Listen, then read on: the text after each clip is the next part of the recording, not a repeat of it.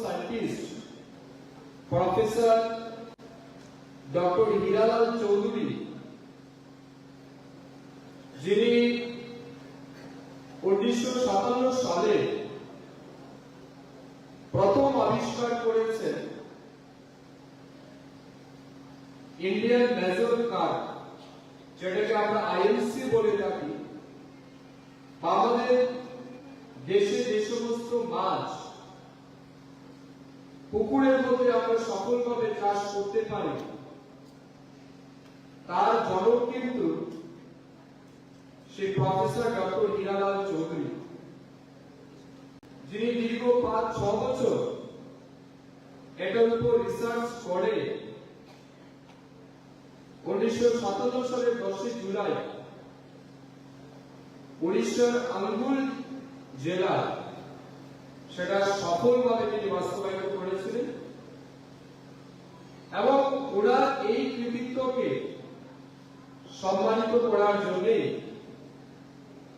ভারত সরকার প্রতি বছর 10 July national fish farmer day celebrate করে। তো আমি প্রথমে সেই মহান মৎস্য বিজ্ঞানী প্রফেসর ডক্টর হীরালাল চৌধুরী এবং ওনার যিনি সহযোগী ছিলেন তাদের প্রতি আমার শ্রদ্ধা এবং সম্মান জ্ঞাপন করছি। পাশাপাশি আমাদের রাজ্যে যে সমস্ত মৎস্য চাষী আছে, যাদের অক্লান্ত পরিশ্রমের ফলে আমাদের এই রাজ্যের মাছের চাহিদা আমরা পূরণ করতে পারছি, তাদের প্রতিও আমি আমার অন্তরের গভীর থেকে অনেক শ্রদ্ধা এবং সম্মান জানাচ্ছি। আমি মনে করি এই সেক্টরে যে বা যারা কাজ করছেন, যারা মৎস্য চাষী আছেন, ইনক্লুডিং ফিশারি অফিসার, তারা কিন্তু এই রাজ্যে নিউট্রিশন সাপ্লাইকে সিকিউর রাখার জন্য এবং আমাদের রাজ্যে মাছের চাহিদাকে পূরণ করার ক্ষেত্রে তারা যে ভূমিকা পালন করছেন সেটা সত্যি প্রশংসনীয় এবং ধন্যবাদের যোগ্য বলে আমি মনে করি। আমি আবেদন করবো প্রেক্ষাগৃহে যারা উপস্থিত হয়েছে, এখানে যারা মৎস্য চাষী আছেন এবং রাজ্যে বিভিন্ন জায়গায় যারা আছেন, যারা আসেননি, তাদের সবার জন্য একবার জুড়ে করতালি দিয়ে তাদের প্রতি সম্মান আপনারা জ্ঞাপন করবেন। কারণ তাদের কারণে, ধন্যবাদ আপনাদের সবাইকে, তাদের কারণেই কিন্তু আমাদের রাজ্যে আমরা যারা বিশেষ করে মাছে ভাতে বাঙালি আমরা বলি, যদি এই কথাটা শুধু বাঙালির মধ্যে সীমাবদ্ধ বলে ভুল হবে, বাঙালি নন বাঙালি সবাই কিন্তু আজকের দিনে মাছ খায়। জানতে চাই আপনাদের মধ্যে কে আছেন যে মাছ খান না, হাত তুলুন। যে মাছ খায় না, হাত তুলুন। কেউ আছেন? তাহলে এই প্রেক্ষাগৃহে যারা আছে 100% লোক কিন্তু মাছ খায়। তাহলে দেখা গেছে ভারতবর্ষের মধ্যে ত্রিপুরা রাজ্য হচ্ছে সবচেয়ে বেশি ফিশ ইটার স্টেট, অর্থাৎ সবচেয়ে বেশি ফিশ কনজাম্পশন যে স্টেটে হয় সেটা হচ্ছে ত্রিপুরা। সেই জায়গাটা আমরা দেখছি যেমন একটা ব্যক্তি প্রতি বছর যে পরিমাণ মাছের প্রয়োজন হয় সেটাকে হিসাব করে আমরা দেখছি নিয়ার অ্যাবাউট 27 কেজি, 50 থেকে 28 কেজি মাছ মিনিমাম এক ব্যক্তি প্রত্যেক বছর ধরে। এবং সেই রেট অনুযায়ী সারা রাজ্যে প্রতি বছর আমাদের মাছের প্রয়োজন প্রায় 1,17,000 মেট্রিক টন মাছের আমাদের প্রয়োজন। সেই জায়গাটা আমরা দেখছি আমাদের কাছে 2017-18 সালের যদি হিসাব আমরা দেখি, তবে 17-18 সালে আমাদের রাজ্যে মাছের উৎপাদন ছিল 78,000 মেট্রিক টন। কেমন? 78,000 মেট্রিক টন আমাদের ফিশ প্রোডাকশন ছিল ত্রিপুরা রাজ্যে। 2017-18 পরে এখন 25-26 এসে যখন আমরা হিসাব দেখছি, ফিশারি ডিপার্টমেন্টের তথ্য অনুযায়ী এই মুহূর্তে আমাদের রাজ্যে মাছের উৎপাদন প্রায় 86,000 মেট্রিক টন। গত 7 বছরে আমরা লক্ষ্য করেছি প্রায় 10,000 মেট্রিক টন মাছের উৎপাদন কিন্তু বৃদ্ধি পেয়েছে ত্রিপুরা রাজ্যে, যেটা এই সময়ের মধ্যে একটা ঐতিহাসিক সফলতা বলে আমি মনে করি। এবং আমাদের এই সময় ফিশারি ডিপার্টমেন্টের একটা রিমার্কেবল সাকসেস। আমি তার জন্য আপনাদের সবাইকে অভিনন্দন এবং শুভেচ্ছা জানাচ্ছি। কিন্তু আমি বলছি এটা কিন্তু সাফিসিয়েন্ট না, আমাদের অনেকটা ঘাটতি রয়ে গেছে। তারপরেও প্রায় 31,000 মেট্রিক টনের ঘাটতি আমাদের রাজ্যে রয়েছে। এই পরিমাণ মাছ আমাদের ফুলফিল করার জন্য আমাদের পার্শ্ববর্তী রাজ্য লাইক পশ্চিমবঙ্গ, উড়িষ্যা, অন্ধ্রপ্রদেশ, কখনো কোনো পার্শ্ববর্তী দেশ বাংলাদেশ থেকে আমরা মাছ আনি। যদিও এখন বাংলাদেশ থেকে আমরা খুব কম পরিমাণ মাছ আনছি বা একেবারে নাই বললেই চলে, কারণ আমাদের দেশে পর্যাপ্ত পরিমাণে উৎপাদন আছে। আমরা আমাদের চাহিদা আমাদের দেশ থেকে পূরণ করতে পারি। কিন্তু আমরা চাইছি আমাদের রাজ্যে যেহেতু মাছের উৎপাদন বাড়াতে হবে এবং ডিমান্ড বেশি, সেই জন্য ব্যাপক পরিমাণ মাছ যাতে আমরা আমাদের রাজ্যে উৎপাদন করতে পারি, তার জন্য ফিশারি ডিপার্টমেন্ট অনেকগুলি পরিকল্পনা নিয়ে কাজ করছে। আমি কয়েকটা স্কিম আপনাদের সামনে বলে আমার বক্তব্য শেষ করব, যেগুলি আগে কখনো ছিল না এই রাজ্যে, বা 2014-15 সালের আগে ভারতবর্ষে ছিল না এই সমস্ত প্রজেক্ট বা স্কিম, যেগুলি আমাদের প্রধানমন্ত্রী নরেন্দ্র মোদীজি দায়িত্ব নেওয়ার পরে আমরা দেখছি এই সেক্টরটাকেও কিন্তু আলাদাভাবে গুরুত্ব দিয়ে মৎস্য চাষে কিভাবে দেশের মানুষকে, কৃষকদেরকে উৎসাহিত করা যায়, সেই দিকে কিন্তু ভারতবর্ষের সরকার আমাদের প্রধানমন্ত্রীর নেতৃত্বে কাজ চলছে। 2014 সালের আগে ফিশারি ডিপার্টমেন্ট আলাদা কোনো ডিপার্টমেন্ট ছিল, সেটা এগ্রি অ্যালাইড সেক্টর হিসেবে দেওয়া হতো, অর্থাৎ এগ্রিকালচার ডিপার্টমেন্ট, অ্যানিমাল হাসবেন্ডারি এবং ফিশারি ডিপার্টমেন্ট, হর্টিকালচার, এগুলিকে কম্বাইন করে যে ডিপার্টমেন্ট ছিল সেটা ছিল এগ্রিকালচার ডিপার্টমেন্ট, তার অন্তর্ভুক্ত আসে। প্রধানমন্ত্রীজি বলছেন না, এটাকে আরো বেশি গুরুত্ব দিতে হবে। এবং এখন আমরা দেখছি অ্যানিমাল হাসবেন্ডারি ডিপার্টমেন্ট আলাদা করা হয়েছে, তার জন্য আলাদা মিনিস্ট্রি তৈরি করা হয়েছে। ফিশারি ডিপার্টমেন্ট আলাদা তৈরি করা হয়েছে, তার জন্য আলাদা মিনিস্ট্রি খোলা হয়েছে।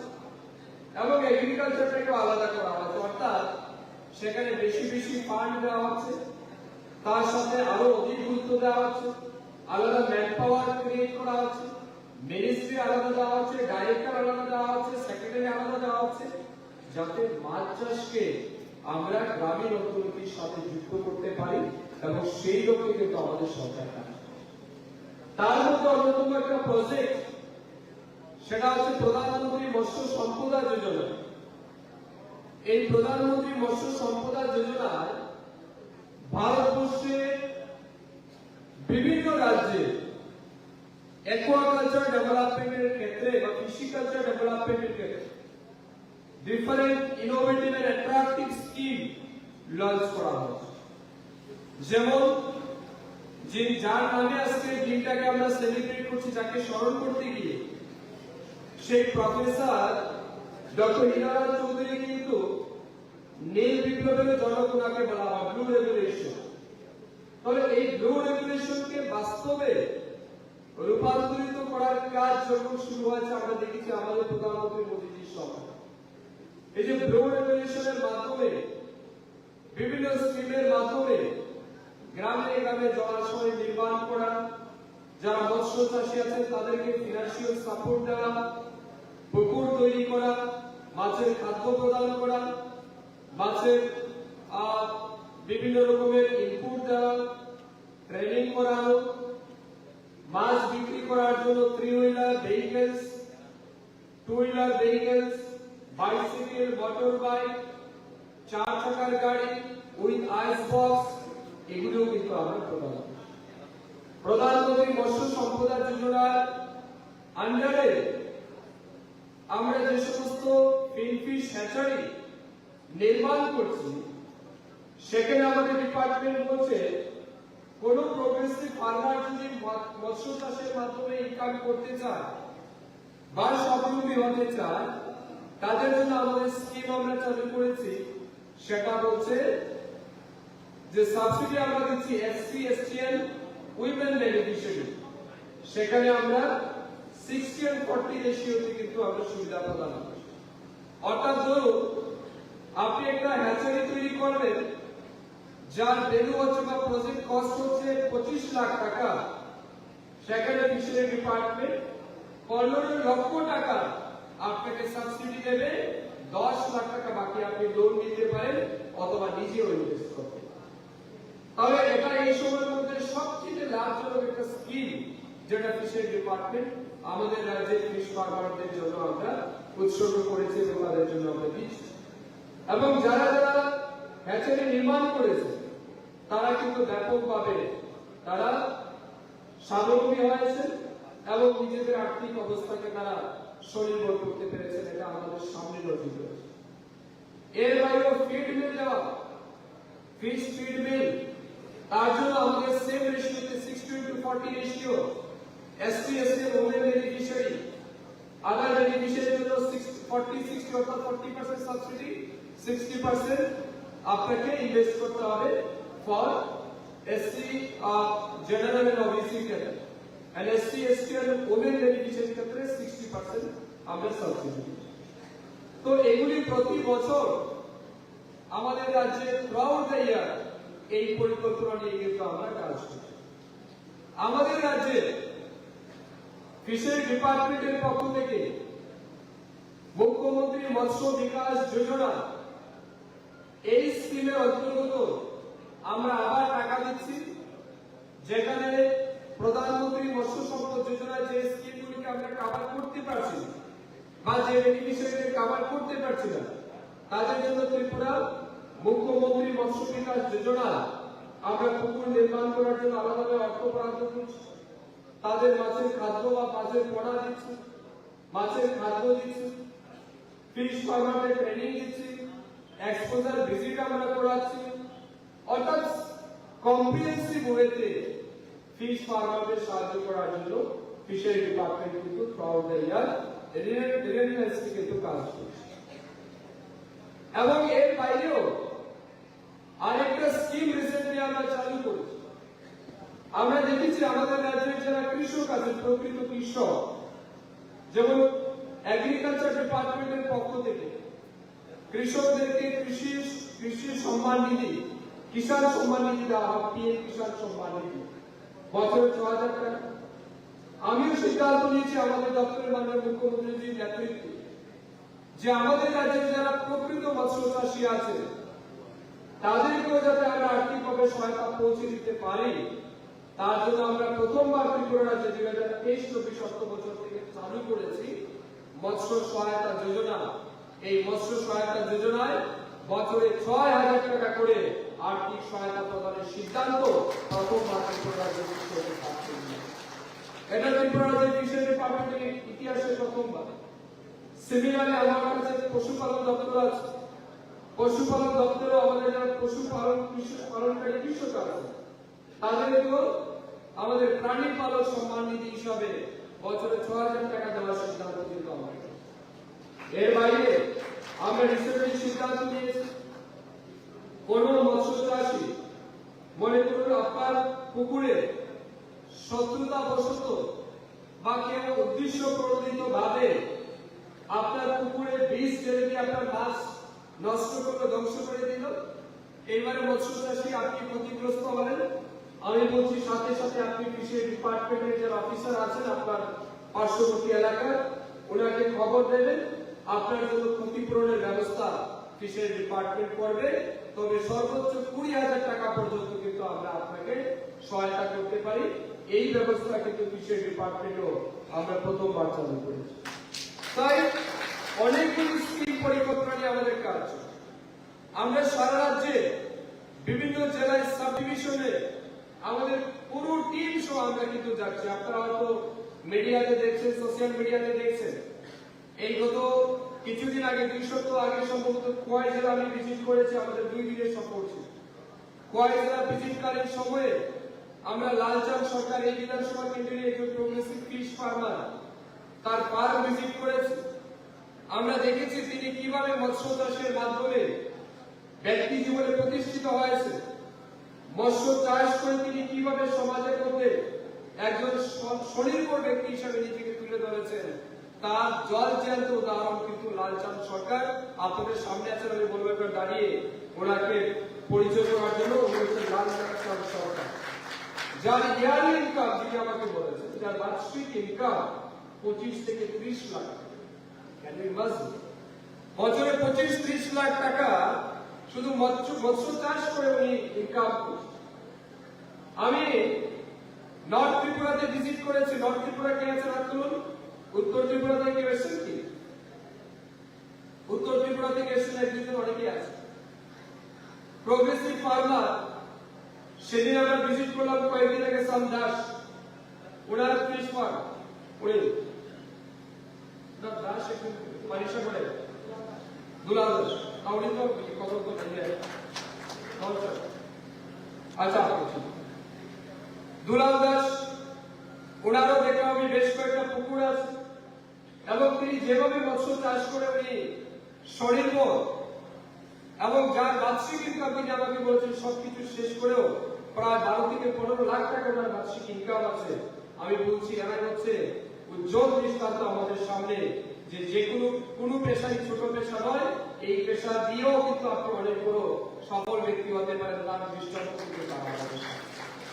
নর্থের বিশ্বনাথ, আমি তার ফার্ম ভিজিট করেছি। আমাদের উত্তর গুরুবার, সেখানে আরেকজন প্রগ্রেসিভ ফার্মার ভিজিট করেছে। আমাদের ঊনকোটি জেলার সঞ্জীব দাস, তারপর সাম বসাক এবং অনেকজন ব্যক্তি আছেন। কৃষ্ণ দাস কুমারঘাটের বিশিষ্ট fish farmer, progressive fish farmer. সিপাহী জেলার কৃষ্ণ দেববর্মা, সাউথ ত্রিপুরাতে গেলে স্বপন ঘোষ, ওয়েস্টে গেলে সুজিত দাস, কত নাম বলবো, অনেক না, যাদের বাৎসরিক ইনকাম শুধু মাছ চাষ করে বাৎসরিক ইনকাম যাদের 10 লাখ, 20 লাখ, 30 লাখ, 1 কোটি টাকা পর্যন্ত বছরে মাছ চাষ করে ইনকাম করছেন, এমন কিন্তু মাছ চাষে আমাদের ত্রিপুরা রাজ্যে আছে। আপনি ভাবতেও পারবেন না তারা কিভাবে সফল হয়েছে মাছ চাষে। এবং মাছ এমন একটা লাভজনক খাদ্যবস্তু যার মার্কেট আছে, কিন্তু আমাদের কাছে প্রোডাকশন ডিমান্ড অনেক বেশি। তখন পুকুর থেকে মাছ তুলে তারা সেটাকে ফুলফিল করে বাজারে মাছ বিক্রি করে সংসার চালানোর জন্য খুব কম মানুষই কিন্তু পুকুর দেয়। ঠিক না বলুন? ঠিক না?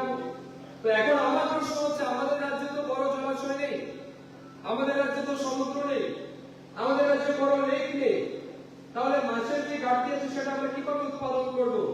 তো আমি চাই আমাদের রাজ্যে যাদের কাছে পুকুর আছে সেটাকে কমার্শিয়াল ওয়েতে আপনারা উৎপাদন করেন, যাতে করে আপনি আপনার চাহিদা পূরণ করুন, সাথে আপনার এলাকার আরো 8-10টা পরিবারেরও চাহিদা পূরণ করুন। এতে দুইটা প্রফিট, একটা হচ্ছে আপনি মাছের চাহিদা পূরণ করতে পারছেন, দুই আপনি আর্থিকভাবে স্বনির্ভর হতে পারছেন, আর্থিকভাবে স্বনির্ভর হতে পারছেন। তাই মাছ চাষের মাধ্যমে আমরা বেকারত্ব দূর করতে পারি, সাথে সাথে আমাদের রাজ্যের যেটা চাহিদা আছে সেটাকেও পূরণ করতে পারি।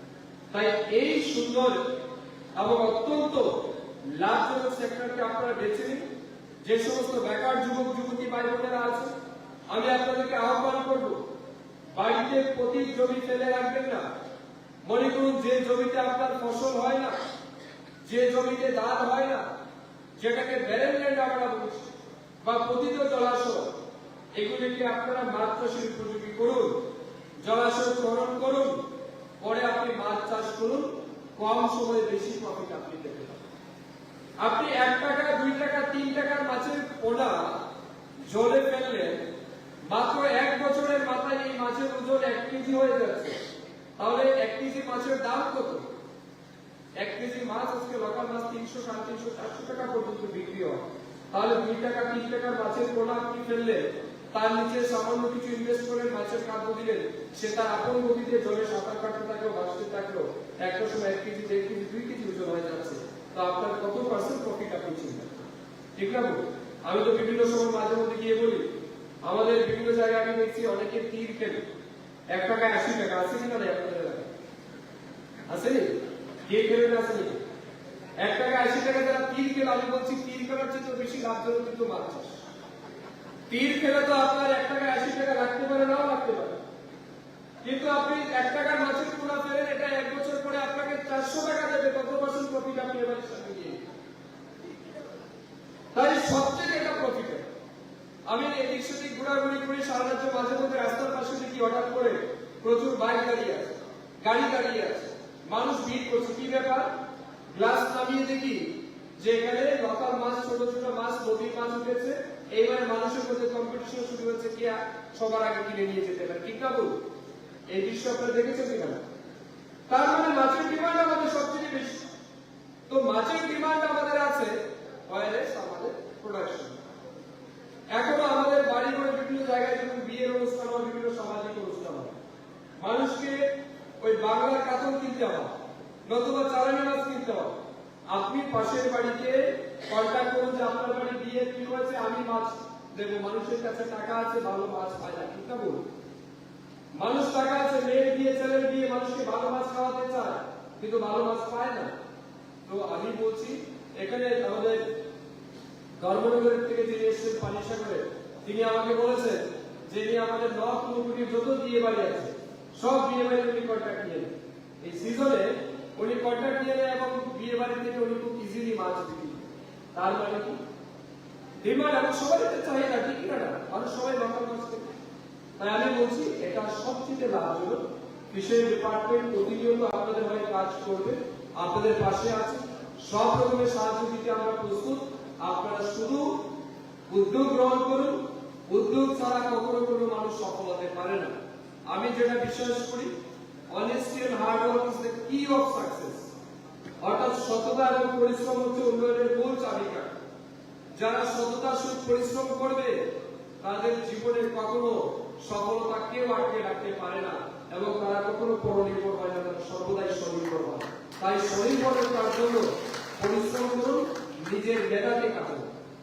যারা বলে যে আমি পারবো না, আমার দ্বারা হবে না, আমি বলছি স্বামী বিবেকানন্দজি বলেছিলেন, they cannot believe on God who cannot believe in himself। ঠিক আছে? যে নিজের উপর বিশ্বাস করতে পারে না, সে ভগবানের উপর বিশ্বাস করতে পারে না। ঠিক আছে? they cannot believe in God until you believe in yourself। আপনি যতক্ষণ নিজের প্রতি বিশ্বাস রাখতে পারবেন না, ততক্ষণ আপনি ভগবানে বিশ্বাস করতে পারে না। তাই আমি বলছি আপনার মধ্যে কিছু করার মানসিকতা থাকতে হবে, উদ্যোগ গ্রহণ করতে হবে, যেটা শাস্ত্র বলছে, উদ্যমেরই কার্যনি সিদ্ধান্তি মনোগতা কার্য কার্য কাতরাহি জল্পন্তি যদ্ব্যয়ম তদ ভবিষ্যতি। এটার মানে হচ্ছে প্রচেষ্টা ব্যতীত কোনো কাজ সফল হয় না। আর যারা মনে করে যে আমার কপালে যা আছে তাই হবে, আমার ভাগ্যে যা আছে তাই হবে, এটা হচ্ছে দুর্বল এবং কাপুরুষের। কেমন? যে আমার কপালে যা আছে তাই হবে, আপনার কপালে ওই প্লেন উপর থেকে বাইরে করতে পারে। ঠিক না বল? আমেদাবাদে প্লেন দেখেছেন আপনারা? যারা ফ্লাইটে উঠেছিল তাদের তো আচ্ছা দুর্ভাগ্য যে তারা প্লেনে টিকিট করেছে, এই জন্য তারা মারা গেছে। কিন্তু যারা টিকিট করেনি ফ্লাইটে, এয়ার ইন্ডিয়া, ঠিক না বল, যারা এয়ার ইন্ডিয়ার ফ্লাইটে টিকিট করেনি, তারা তো বসা ছিল একটা মেডিকেল হোস্টেলের ডাইনিং হলে, ক্যাম্পাসে বসা ছিল, ক্যান্টিনে, কিন্তু তাদের উপর তো ফ্লাইট করে মারা গেল। তো এমনটা ভাবেন না আপনার কপালে যা আছে তাই হবে, এমনটা ভাবার দরকার নেই। দিন খুব খারাপ যাচ্ছে, আপনার মাথার উপর মিসাইলও করতে পারে এখন। ঠিক না? এখন বিভিন্ন দেশে মিসাইল করছে বড় বড়। তো আপনি নিজের ক্যারিয়ারকে নিজে গঠন করুন, নিজে উদ্যোগী হন, প্রচেষ্টা গ্রহণ করুন, সরকার আপনাকে সাহায্য করবে এবং আপনি অবশ্যই এই মৎস্য চাষের মাধ্যমে সফল হতে পারেন। বক্তব্য দীর্ঘায়িত করছি না, কারণ আপনারা অনেকক্ষণ যাবত এখানে অপেক্ষা করছেন। সবার জন্য লাঞ্চের ব্যবস্থা আছে, আপনারা গ্রহণ করে যাবেন। এবং আমি পুনর্বার ফিশারি ডিপার্টমেন্টের সমস্ত আধিকারিকদেরকে ধন্যবাদ জানাচ্ছি এত সুন্দর প্রোগ্রাম আয়োজন করার জন্য, এবং বিশেষ ধন্যবাদ এবং কৃতজ্ঞতা জানাচ্ছি কল্যাণপুর বিধানসভা কেন্দ্রের মাননীয় বিধায়ক পিনাকি দাস চৌধুরী মহোদয়কে এবং ওনার টিমকে এত সুন্দরভাবে সবার জন্য ব্যবস্থা করার জন্য, বসার ব্যবস্থা থেকে শুরু করে খাদ্যের ব্যবস্থা সবকিছু আপনারা করেছেন, তার জন্য ধন্যবাদ জানাচ্ছি। এবং এই যে state level fish farmer day, আমরা national level fish farmer day আজ আমরা কল্যাণপুরে শুরু করেছি। উদ্দেশ্য কিন্তু একটাই, আমি মন্ত্রী হওয়ার পর থেকে এটাকে আমরা ডিসেন্ট্রালাইজ করেছি। একটা সময় এটাকে খুব ছোট পরিসরে উদযাপন করা হতো, কেউ জানতো কেউ জানতো না। আমি বলছি মৎস্য চাষীরা গ্রামে থাকে, মৎস্য চাষীরা প্রত্যন্ত এলাকায় থাকে, তাদের কাছে এই প্রোগ্রাম নিয়ে যেতে হবে, তাদেরকে উৎসাহিত করতে হবে। তাই আমরা 2023-24 সাল থেকে এগুলি শুরু করেছি। আমাদের অনুভূতি দেওয়া হয়েছে, লাস্ট ইয়ার ঘুমতি দেওয়া হয়েছে, এই বছর আমরা খোয়াই জেলার কল্যাণপুরে করছি, সামনের বছর অন্য কোনো জেলাতে করবো, এইভাবে করে আমরা শুরু করছি।